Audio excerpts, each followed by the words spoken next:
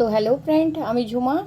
আজ লালপুরি সেজে চলে এসেছি চিরকুন্ডার নিকটবর্তী একটা মলে। দেখো, আমি লাল পরি, সাদা পরি, গোলাপি পরি, তিন যা। এখানে আর একটা যা আসতে পারেনি। তো নিচের জিনিস খুব একটা ভালো লাগলো না, চলে গেলাম আমরা ওপরের তলায়। তো এখানকার জিনিসপত্রগুলো কিন্তু খুব কস্টলি, সবার প্রথমে বলে রাখছি। তো দেখো, রিজনেবল প্রাইসের মধ্যে যেটা দেখলাম সেটা হচ্ছে এটা। তবে কালেকশান খুব একটা ভালো লাগলো না।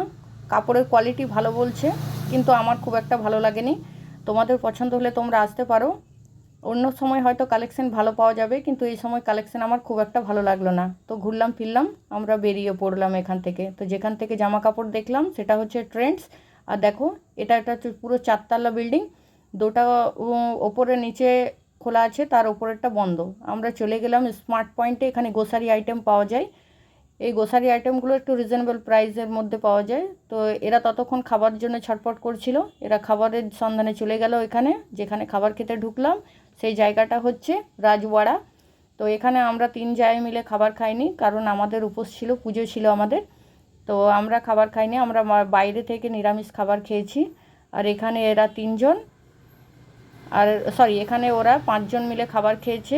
4টা বাচ্চা পার্টি আর একটা তাদের সাথে আমার হাজব্যান্ড খাবার খেয়েছে এখান থেকে। রাজবাড়ির খাবার এসে তোমরা টেস্ট করতে পারো। রাজবাড়ির খাবার কিন্তু খুব টেস্টফুল। আর আমার ব্লগটা যদি তোমাদের ভালো লাগে শেয়ার করো, কমেন্ট করো। Thank you.